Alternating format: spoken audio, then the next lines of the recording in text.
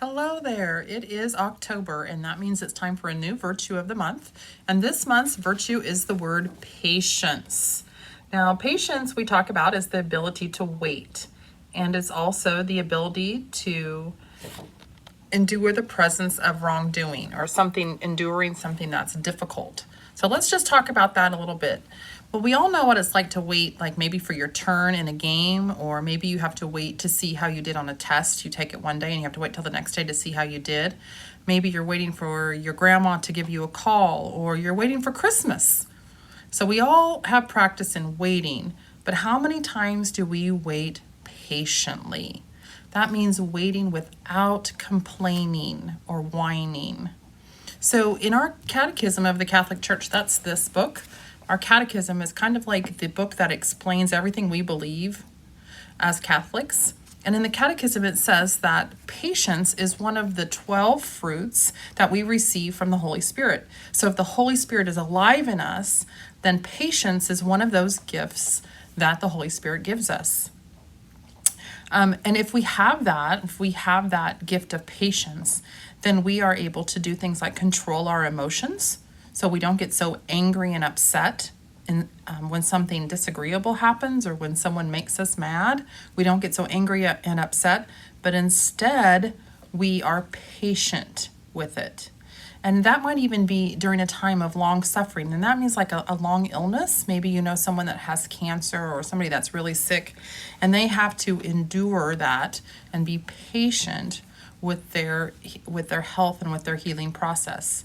So that virtue of the Holy Spirit, patience, is what helps us do that without being angry or irritated or dismayed. In the book of Psalms out of the Bible, it says, "I waited patiently for the Lord, and he inclined to me and heard my cry." And that means that if we have that virtue of patience and we show God that we're being patient and doing his will, then he is inclined to hear us and see us and answer our prayers. So we have been talking this year about how the saints can help us learn to live these virtues. So let's talk about a saint who showed great patience. Her name is Saint Rita. She's actually kind of a favorite of mine because I have an aunt, Rita, who is kind of one of my favorite aunts, and she was named after Saint Rita. So Saint Rita looks like this. If you can see, this is just a drawing of what she might have looked like. And she lived in the 1400s. Actually, she would have died before, this is October, you're going to probably learn about Christopher Columbus this month. She lived so long ago that she actually died before Christopher Columbus ever set sail. So that kind of gives you the time frame of when that would have been. She was an only child, and she's from Italy, the country of Italy, and she had always, even from a little girl, wanted to be a sister. She wanted to be a nun, but her parents had other ideas and they wanted her to get married. And in those times, you did what your parents wanted you to do. So they picked out a spouse for her that could give her a lot of financial security.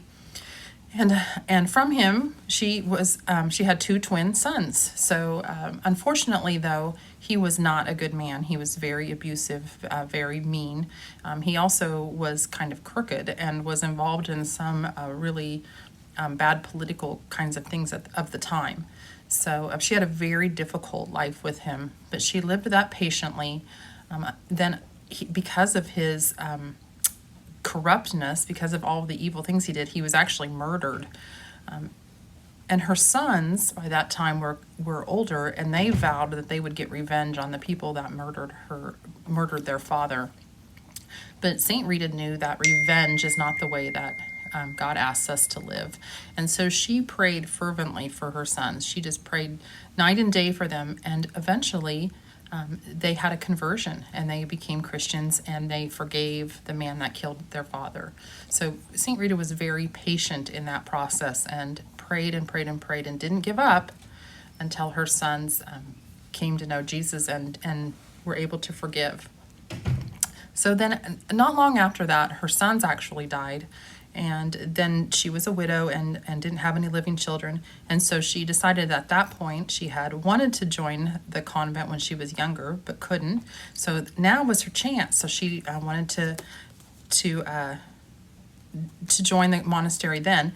And then she wasn't allowed to because they were afraid that the kind of the bad name of her husband, they didn't want to take her in and let her become a sister.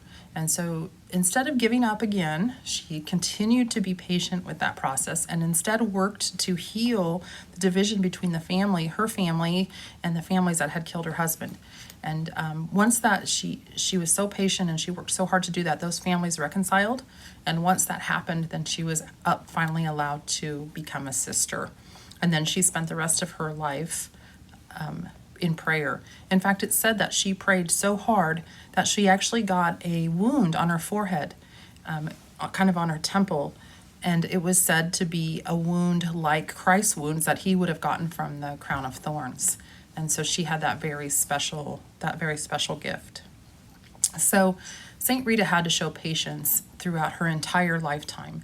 And instead of giving up, instead of being angry with God, and instead of giving up, she just kept praying and kept being patient. And so we would want to try to be like St. Rita in our lives. And you might think, well, I'm never going to have to do all of that. Well, maybe not. Maybe you're not going to have to do what St. Rita did. But at some point in your life, you're going to have some sort of trial that you're going to have to be patient through.